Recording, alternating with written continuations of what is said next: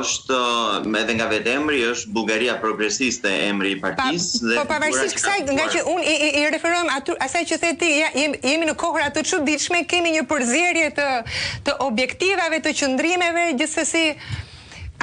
Dakor, po unë të paktën në këndvështrimin tim unë e kam shumë të rëndësishme se të njëjtin dallim kam bërë edhe me kryeministrin Fico në Slovaki, që I përket të majtës, vjen nga socialistët europian, nga socialistët slovak, është përjashtuar vërtet nga partia e socialistëve europian, po ngelet I majt, nuk është se një çështje të bën të djathtë.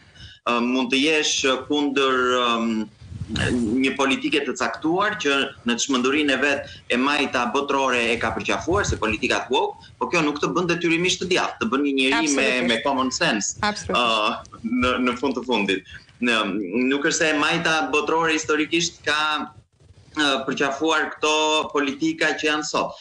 Edhe pse unë sërish në këndvështrimin tim mendoj që këto politika të majtës sot janë derivate ose në thelb nuk ndryshojnë shumë nga filozofia e të majtës. Filozofia e të majtës është kontrolli I individit, është kontrolli I grupeve të ndryshme dhe nëse bënte me punëtorët më përpara, duke I ndarë sërish në klasa të varfrit kundër të pasurve, punëtorët kundër pronarve e kështu me radhë, tani luan me identitetin gjinor, luan me orientimin seksual, luan me këto karakteristika të tjera të individit, po sërish I ndan individët në grupe, shoqëri në grupe dhe kam përshtypjen që më tepër ndahen në çështje të mbështetës të çështjeve të caktuara sesa të së djathtas apo të majtës, për shembull mbështetës të anti-imigracionit apo të çështjeve të caktuara energjetike apo luftës në Ukrainë e tjerë se sa e majtë dhe e djathtë.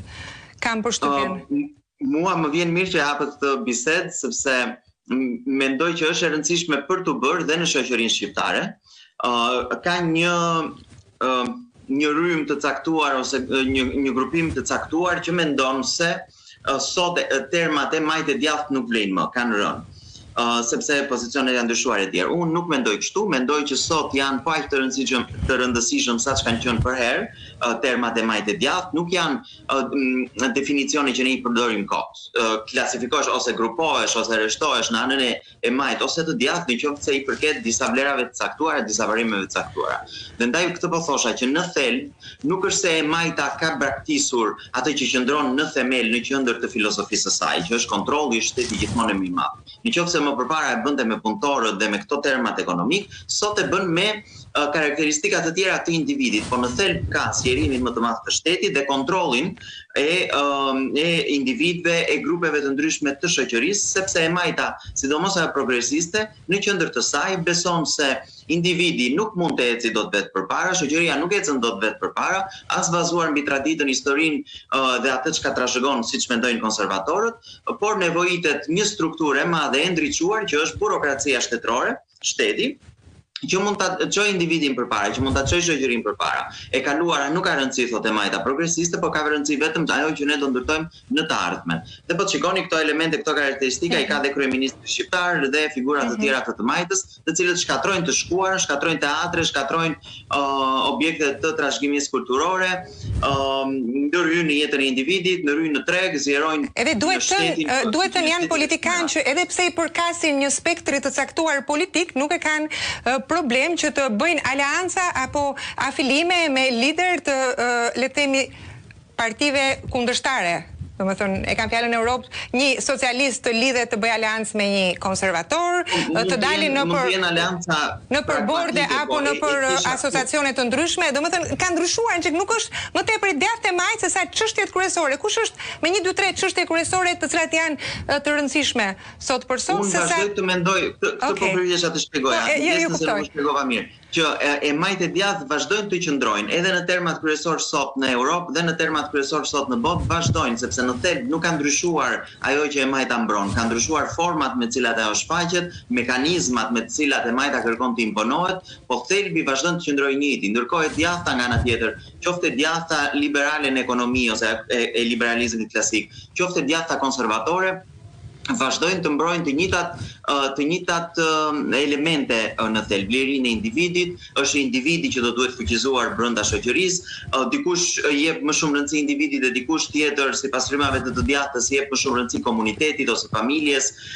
dhe e quan familjen një sin bazë dhe jo individin në një shoqëri, por thelbi është liria dhe mekanizmat që ne i japim individit dhe familjes për të mbrojtur liritë e veta, për të mbrojtur mundësitë e veta për të ecur përpara. E djathta në çdo rast mendon që është individi dhe familja që e din më mirë se si shpenzojnë parat, se si fuqizohen ekonomikisht, se si duhet ecin përpara e kështu me radhë. Dhe unë sërish këmbgul te kjo që në thelb nuk ka ndryshuar kjo sot dhe në format e ndryshme që ka e djathta në Europë. Çfarë ka ndodhur me partitë që grupohen te patriotët për shembull ose te konservatorët evropian?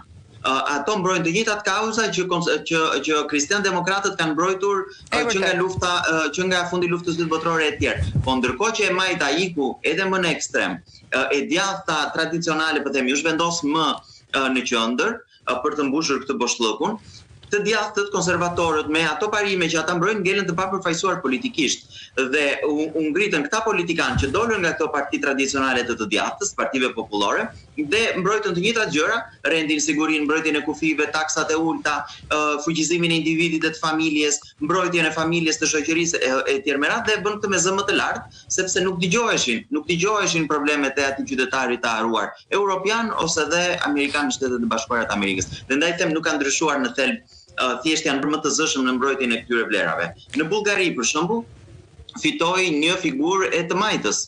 Ne nuk mund ta bëjmë të djathtë atë vetëm sepse në 2-3 elemente përputhet. Jo, ato janë elemente, jo, keni shumë të drejtë, por janë të qëndrueshme ato elemente. Shtetin e madh, është për shtetin e madh, është për ndikimin e burokratëve të shtetit e tjerë në treg, në jetën e individit, është për taksat e larta, për këtë luftën, po them thonjza që është mes të varfërve dhe të pasurve e tjerë.